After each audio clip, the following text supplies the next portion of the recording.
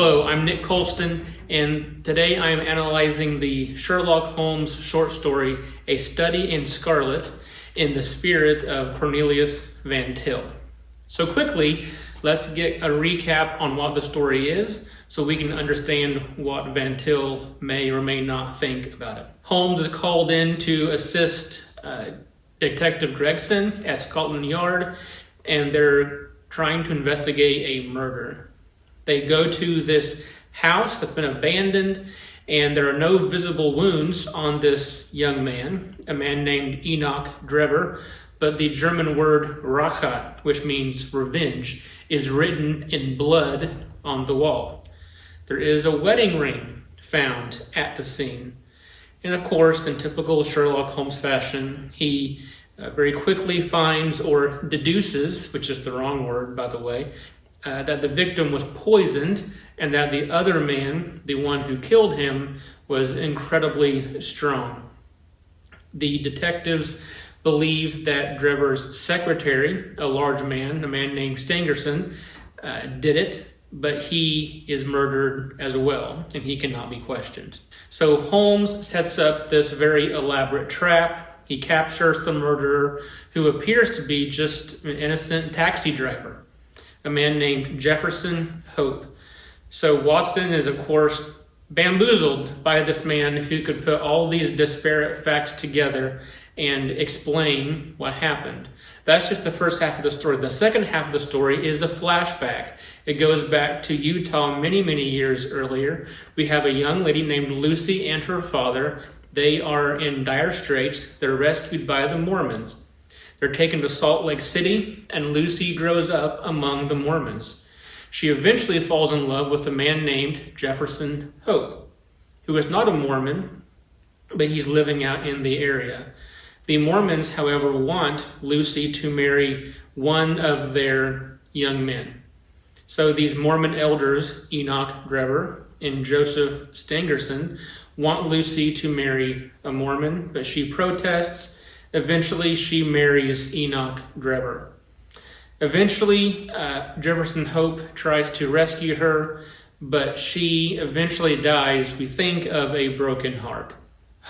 Jefferson Hope, now swears revenge, or Rache, on these two men.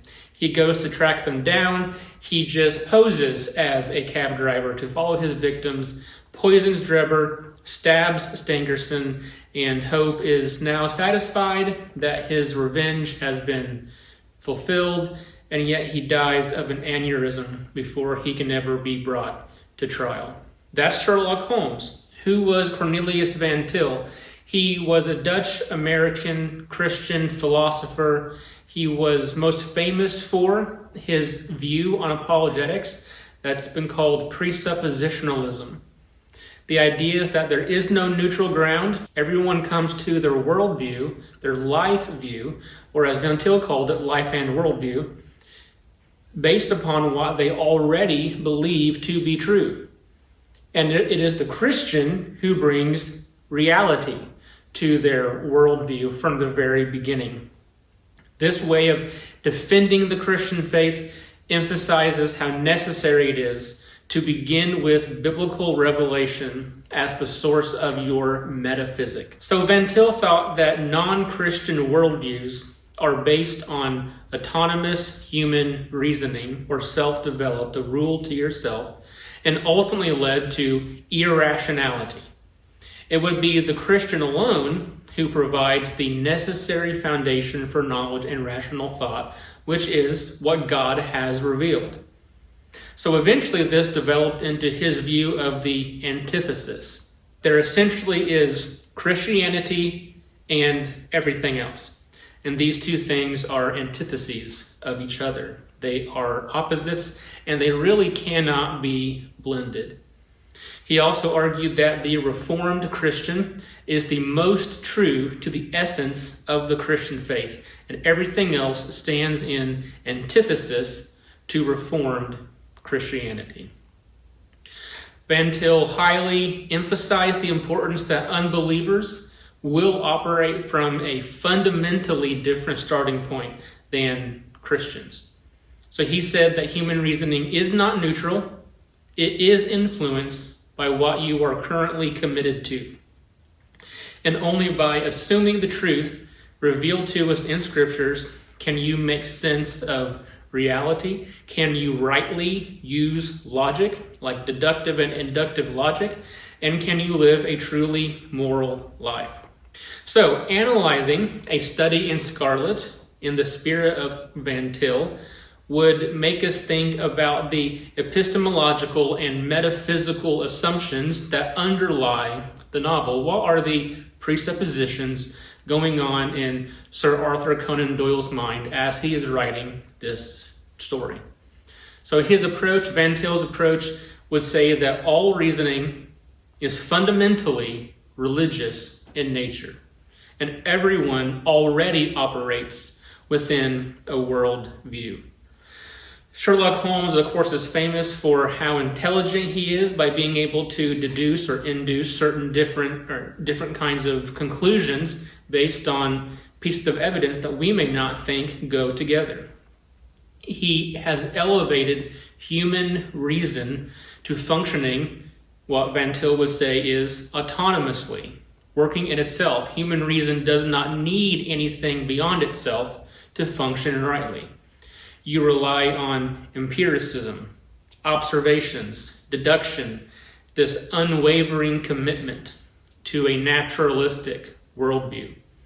So from Van Til's perspective, this autonomy is a major problem because it assumes that apart from divine revelation, we can establish true knowledge. But listen to what Van Til says in his book, Christian Apologetics, on page 92.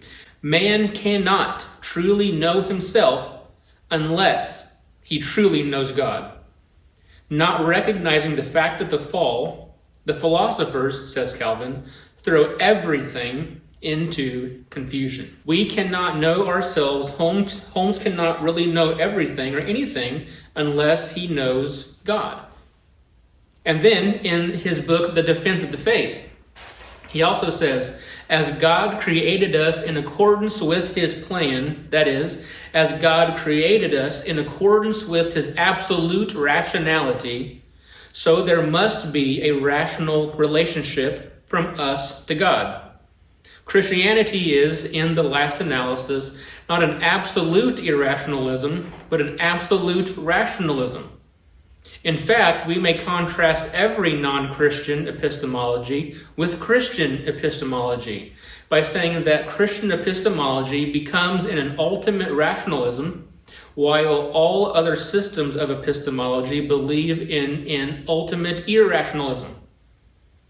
Why do you think the universe makes sense? Why can we put all these disparate facts together to make conclusions?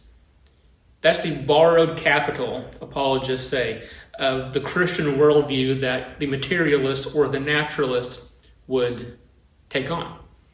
So Holmes's epistemology, it appears rationalistic, it appears empirical, and in a sense it is. But really, Van Til would say that it's not.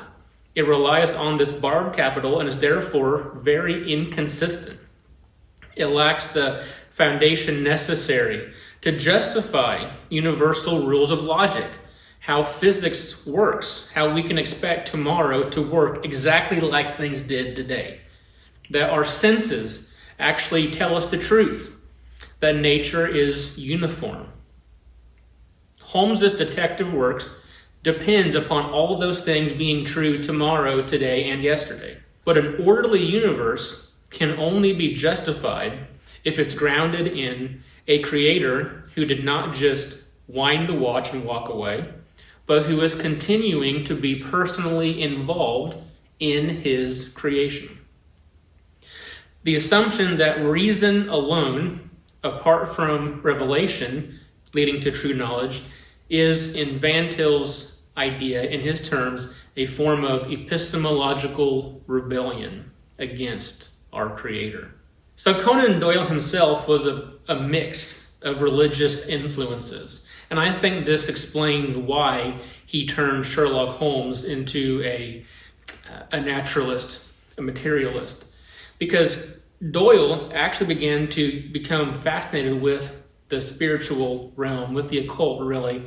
And he even considered himself, at the end of his life, a spiritualist. He was raised in the Roman Catholic Church. So I think there we have a very good explanation for why he believed that the world worked the way it did.